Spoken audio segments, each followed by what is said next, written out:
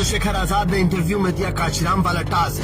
14 जिले 71 विधानसभा 170 दावेदार 100 सीटों पर गजब मारा मार। चंद्रशेखर आजाद ने अकेले चुनाव लड़ने का ऐलान किया तो विरोधी सोशल मीडिया पर प्रोपेगेंडा चलाने लगे कि 403 विधानसभा सीटों पर आजाद समाज पार्टी को उम्मीदवार ही नहीं मिलेंगे। लेकिन पहले ही दिन चंद्रशेखर आजाद ने इसकी हवा निकाल दी, क्योंकि आजाद समाज पार्टी का टिकट लेने के लिए लखनऊ में जो लाइन लगी है उसने 1 विक्रमादित्य मार्ग और 5 कालिदास मार्ग पर हलचल बढ़ा दी है। क्योंकि चंद्रशेखर आजाद उत्तर प्रदेश में किसी को भी ऐसे ही टिकट नहीं दे रहे हैं। उनका पहले इंटरव्यू हो रहा है और उसमें एक टास्क दिया जा रहा है जो कांशीराम साहब दिया करते थे। पहले दिन 14 जिलों की 71 विधानसभाओं के लिए टिकट के दावेदार चंद्रशेखर आजाद को इंटरव्यू देने पहुंचे।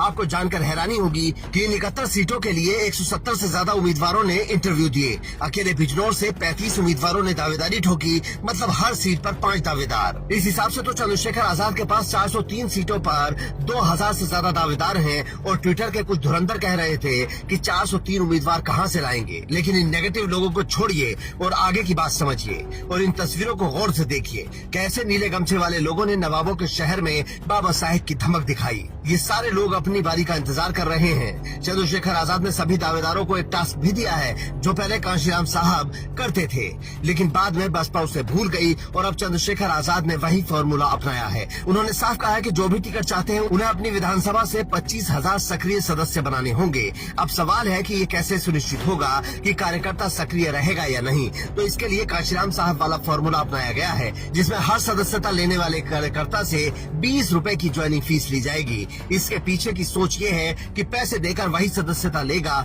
जिसे सच में पार्टी के साथ काम करना होगा। मतलब हर संभावित उम्मीदवार 25,000 लोग जोड़कर 20 रुपए के हिसाब से 5 लाख रुपए इकट्ठा करेगा जो पार्टी चलाने के काम आएंगे। कांशीराम साहब के जमाने में बसपा भी यही करती थी, लेकिन बाद में प्रत्याशी घर बैठकर फर्जी नाम लिखने लगे और पैसे अपनी जेब से भरने लगे, जिससे पार्टी की बदनामी भी हुई और इस अभियान का उद्देश्य भी मिट्टी में मिल गया। और ये सब केवल और केवल अनदेखी की वजह से हुआ, क्योंकि कोई चेक करने वाला नहीं था। लेकिन चंद्रशेखर आजाद खुद सारी चीजें मॉनिटर करते हैं। उनकी ट्रेनिंग बहुत हार्ड हुई है और परेशानी में उनकी गति और भी ज्यादा तेज हो जाती है।